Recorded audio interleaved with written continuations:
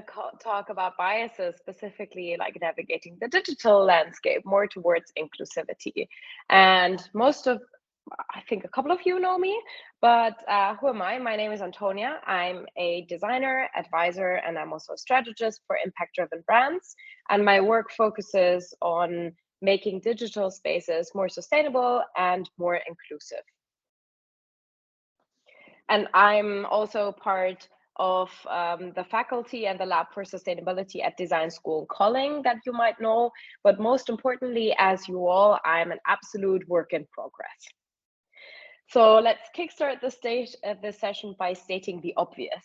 We all have bias, and it's really hard to identify these biases. But wait, is that actually so bad? So questioning biases, belief, and behaviors is really, really hard. So why should we even care about doing that? I would really like to give you some perspective on that. We all spend a massive amount of time online and we rely on digital services, whether it's your doom scrolling on TikTok, finding ways on maps, or keeping your Wordle streak. But if you're, for example, reliant on a screen reader, it might take you half an hour to simply navigate an invoice. So an overwhelming amount of digital products and services lack adequate accessibility features. And those digital tools that we use every day, they keep enforcing gender and racial biases, and they're not usable for all people. Accessibility, though, concerns a lot of people. So, for example, according to the WHO, over 1 billion people worldwide will live with some sort of disability. And to make this more tangible, in Germany, this user group makes up of 10% of our population, and that's a lot of people to exclude. And I haven't even tapped into the dark numbers on, for example, people with neurodiversity. This is one of my favorite quotes of all. Design is never neutral. And that actually also applies to technology. Technology is never neutral, and it's also always political. As a designer, each of our design decisions enables or restricts the way in which people interact with technology and information. And most everyday things are designed by men and for men, not only marginalizing women and non-binary people, but even more so disabled people, minorities, and people of color. And the consequences hinder, harm, and exclude them in all parts of life. And the biggest known gendering problem in technology interaction is actually a disparity in numbers, because positions in tech are overwhelmingly filled by white or Asian men who are able, and inevitably they develop products based towards mostly middle class white and Asian men. Inclusive technology, though, needs to be unbiased and accessible to all. So to see where the problems are rooted in, let's start by taking a good look at ourselves. Intentionally or not, we do project our beliefs and our views on the world into our work, reproducing the norms and the social group that we're part of. And this behavior is the biggest bias problem in technology and design, which we call I methodology. So stereotypes play a big part in design biases, as we tend to make use of a stereotypical portrayal when designing for people who are outside of our group. And this is called othering. In social psychology, this describes the process of people categorizing others based on selective features, such as gender, ethnicity, ability, and distinguishing the groups that we're in and the groups that we're out of. And this deep behavior is very deeply embedded within us. It's not something that we're doing wrong. It's something that we grow up with. And sometimes the results of this can be very apparent, such as stereotypical pink coloring of products, but most of products like targeted towards women, but mostly the results of these stereotypes are much more deeply seated and harder to detect. Which brings me to the more tech part here, because I think it's very important to mention that a massive issue in tech biases is machine bias. And although most of you probably know this term, it refers to the phenomenon where artificial intelligence systems exhibit biased behavior toward biased behavior or discriminatory outcomes due to the social prejudice in the data that they're trained on. So this again circles back to humans enforcing their bias on machines. And if an AI confronts us with, for example, blatantly racist or sexist imagery, for example, or content, it's basically holding a mirror in front of us to see what our society is feeding to the computers. Some examples to this. I'm sorry, this is a really shitty image. As you might know, Amazon's algorithm has been found to heavily discriminate against women, and the US healthcare algorithm underestimates Black patients' needs. So the computer-aided diagnostic system has been found to return lower accuracy for Black patients than for white patients, which is absolutely terrifying. At the very recent Boye conference in Aarhus, I had a great talk with Noz Obina about these issues, and he's a human-centric prompt engineer. And he shared with me how when he analyzed an imagery AI program, he realized that while this program was capable of creating photorealistic deepfake porn on depicting women and female bodies, no one had ever bothered to feed the AI any information about the male naked body. So when you try to produce male naked bodies, they all come with vaginas. So these biases can also reflect back to we don't even know what the machine is doing when the machine isn't fed by accurate information. And even if you try to debias technology, like Dolly's recent debiasing mechanism, we still have to question and iterate.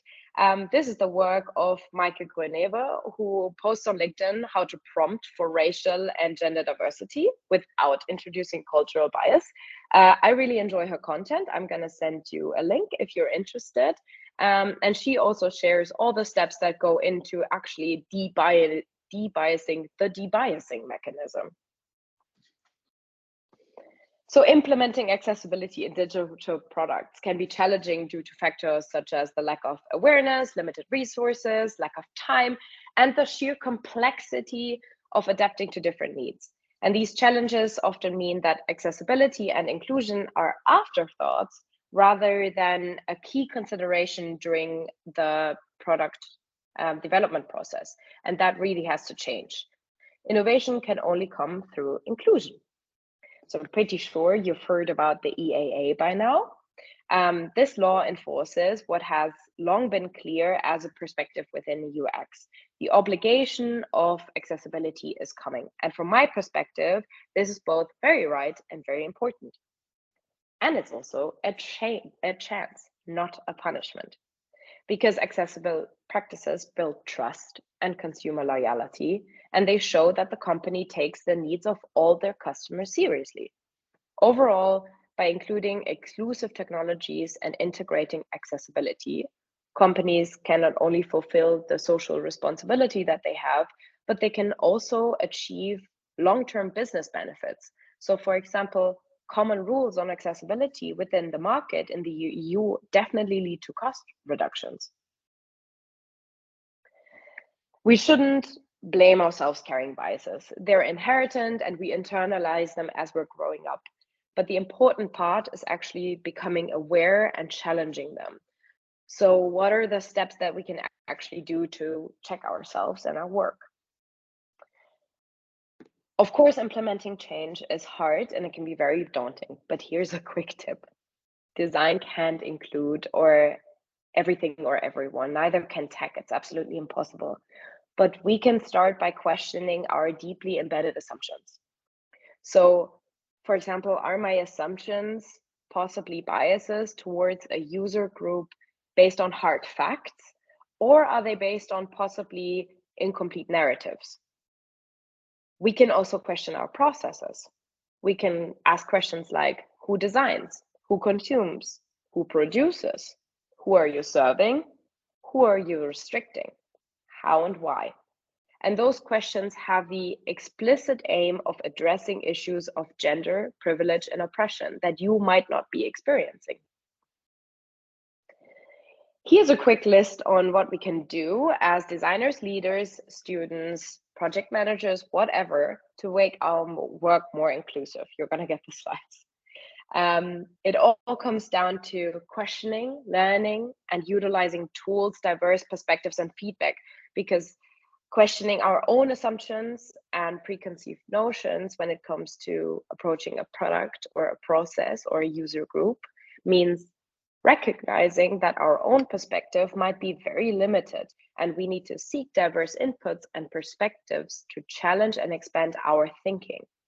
So the point number 3, for example, point number 4, the simple solution is always diversifying, whether it's teams, users, testers, etc. You need to get other perspectives involved.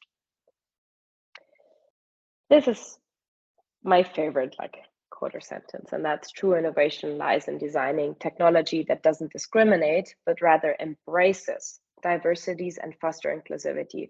Because I always have the feeling when I talk to a lot of colleagues, specifically people from big companies or corporations, that they see this as a punishment or a rock in the way, but it's actually a chance. It's actually a huge possibility for you, because equity and inclusion in digital and product design are crucial to ensure that all individuals, regardless of background or abilities, have equal access to information and services online.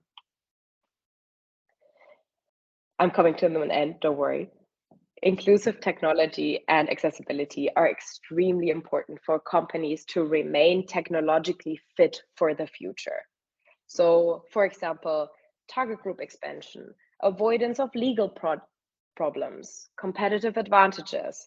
If you're interested in this, Deloitte has published their Future Insights report, which looks at how diversity, equity, and inclusion can and should be made a core corporate value. I can share that with you if you'd like. And remember, the cheapest and the most sustainable approach towards inclusivity lie within ourselves. So let's question and challenge our biases. And if you ever want to talk, I love exchange and meeting new people.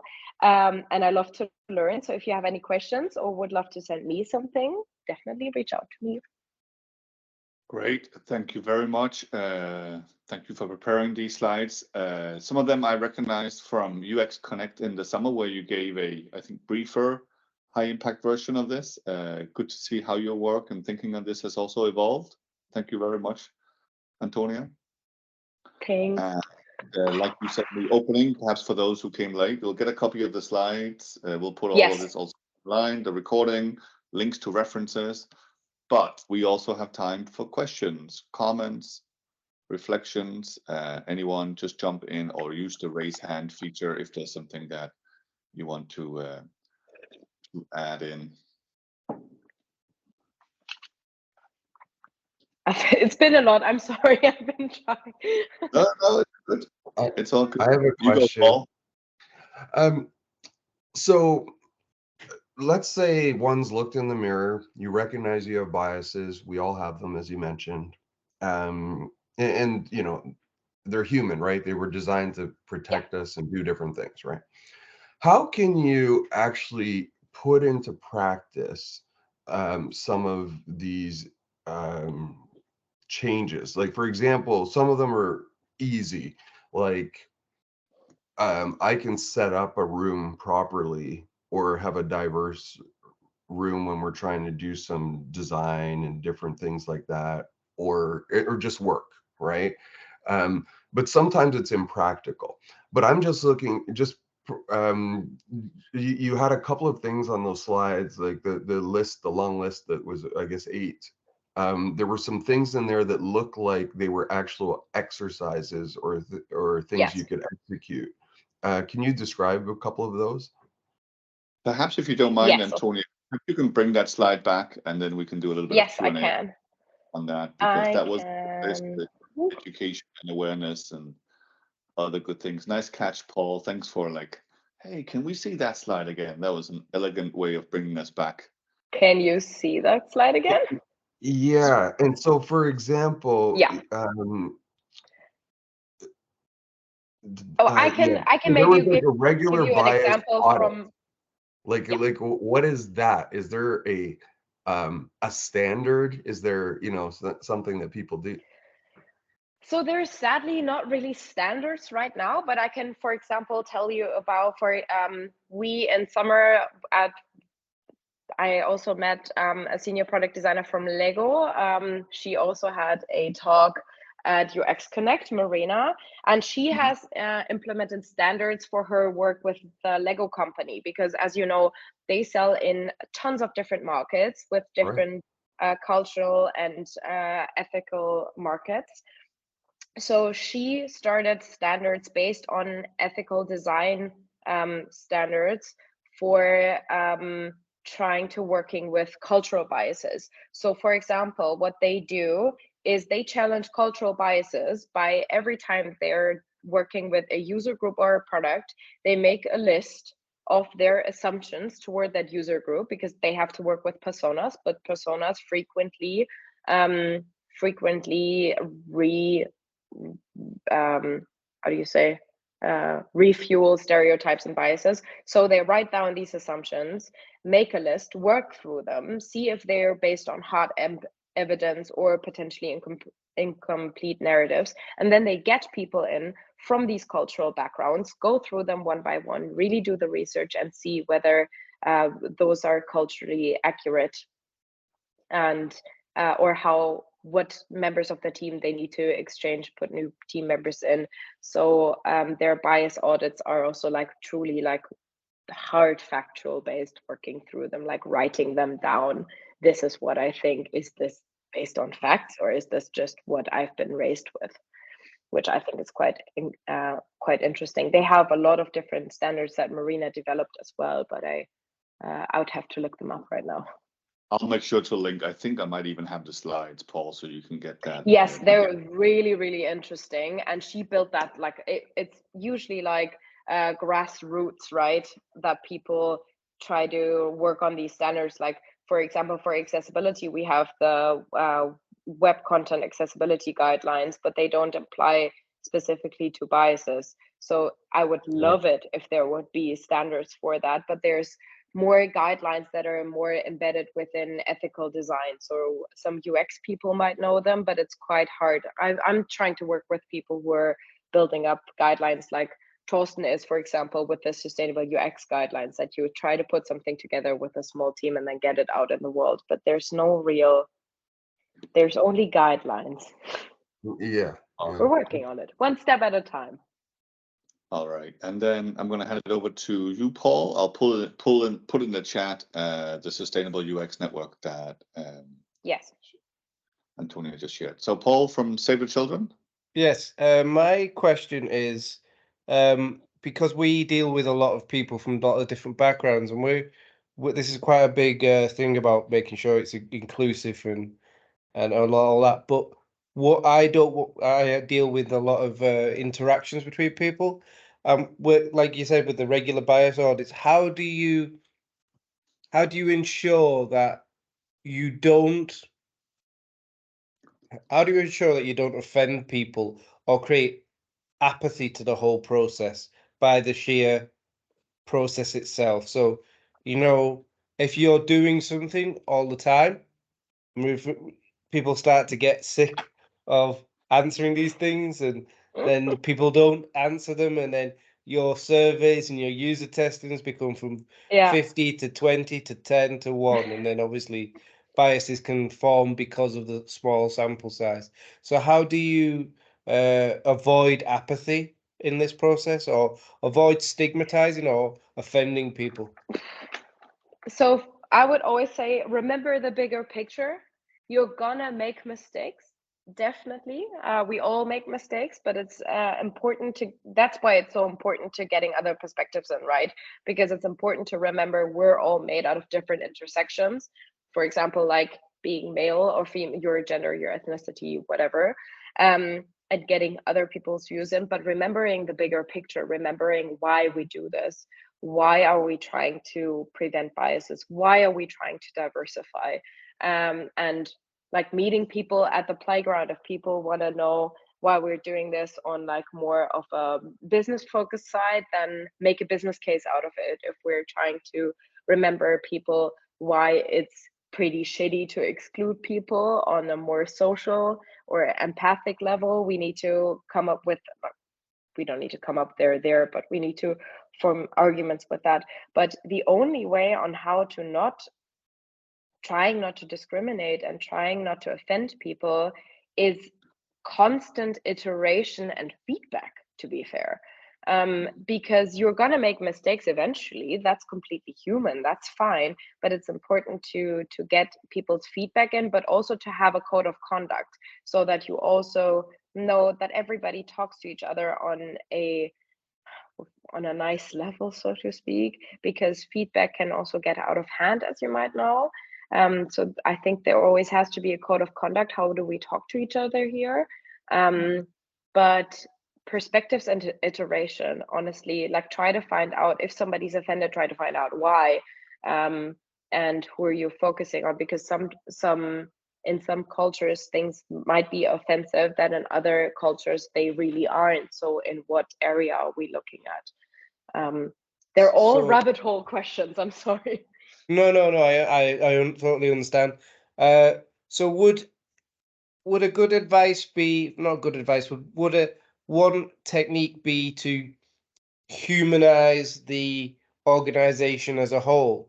So Yes. like you said, they make mistakes. So, Save the Children's made a mistake here, for example. We're here trying to, so it's not just senior managers pushing it down or something myself. It's kind of the movement or the organization is evolving and sort of bring them along with the journey, as it were. So like, yeah, 100%, like humanizing the process and also creating empathic processes, empathic leadership, empathic ways of creating exchange, feedback, etc., to make sure that we all remember that we're also only humans and we're trying our best, right?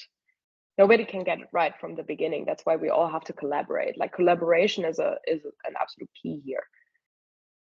Thank you very much. Cool. One thing I wanted to ask Antonia, and it's kind of in with the times here at the end. By the way, can I stop sharing the screen, because I would really like to see everyone. Sure. I just wanted to ask because you've clearly looked at this for quite a while.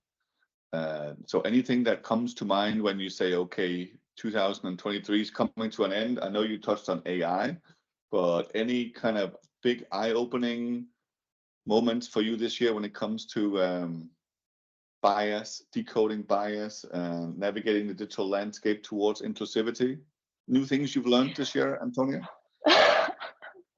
I think for me, it was the biggest learning was seeing how being introduced into machine bias, and like, for example, the exchange that I mentioned with Nos, and actually seeing, because I'm in quite a small, very sustainable green bubble, right? Very social green bubble.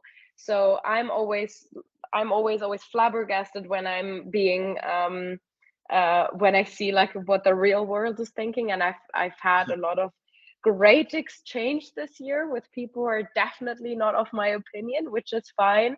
But seeing, for example, when you ask Dolly or ChatGPT, please show me a boardroom, 50% robots, 50% people, and they show you 50% robots, 50% white men, and then you ask, no, please include some women, and they show you 50% white men and 50% sex robots. That is quite eye-opening on how many problems we're still facing, right? Because as I said, AI is a mirror for our society. Like probably most of you know that ChatGPT, since being released, has gotten much more dumb and much more what's the word again? So ChatGPT has become much less thoughtful because we're using it, because of the bullshit that we put in. So I think it's always good to remember when we think like, oh, we're doing so much. Nope, we're taking one step at a time, small steps, but there's still a lot to tackle. And it's important. All right, we'll do some quick ones here at the end. Paul, Abdul, you get it, and then Bernd afterwards, and then you can answer both of them, perhaps, Antonia. Okay, a real quick question, maybe longer answer, but you talked about the economics of it, and I've always argued this being on the sales and marketing side, where it's sometimes difficult because you have to fill seats quickly, or you have to do different things. So I just wanted to understand a little bit more of the economics of the other parts, not the obvious ones like fines or things like that. You mentioned a couple, but I was just interested in that. All right, good. So if you can hold that, Antonia, then we'll jump to Germany. Bernd, did you have a question or comment? Just a comment. You just prompted an idea by talking about the bullshit we put into ChatGPT, and obviously entropy is at work here as well. I mean, I have a physical study in my back. The amount of bad information will increase over time unless we put energy in it to eradicate it. This is known as incest in machine learning. So the machine learns something, and then it's amplifying what it has learned by outputting it again and learning it once again. So the rubbish is growing over time. And that's a very important thing to keep in mind, that we need to put energy against it. Otherwise, it will render AI useless at some point in time. All right. On that high note, back to you, Antonia. Thank you, Bernd. So making a business cases of this is always very depending on what sort of corporation we're talking about. But in general, I think it's very important to talk about customer loyalty, for example, because it's always made to be like a social case. But when we look at the numbers and we look at how many people we're excluding, this is an economic case also, not a social case. It doesn't only strengthen customer loyalty, we also can gain way more consumers and users and reach more of them. So target group, expanding our target group, expanding the market. There also are quite a lot of statistics that refer to employee productivity. So like, for example, interior design and including more natural light and plants into your workplace can increase your productivity. Employees have been shown to be much more happy and productive in workplaces that recognize their social responsibility and act again in a more human way, for example. So employee productivity also reflects back onto more production, enhanced production. And there's also lots of statistics on enhanced innovation. That's why I'm including, like, innovation comes with inclusion, because we're also reaching, we can tap into much more ideas and much more markets, and yeah, wider market reach, of course. But feel free to reach out to me if you want to talk a bit more about it. Hey, thank you very much, Antonia. That's all we had. We're right on time. What a great talk. Thanks for preparing all of this for us. I know for some, mid-December is a busy, stressful time of year. So this was really nice to be able to zoom into decoding bias. Thank you once again, Antonia. I'll share the slides, the recording and everything, and then let's keep the conversation going.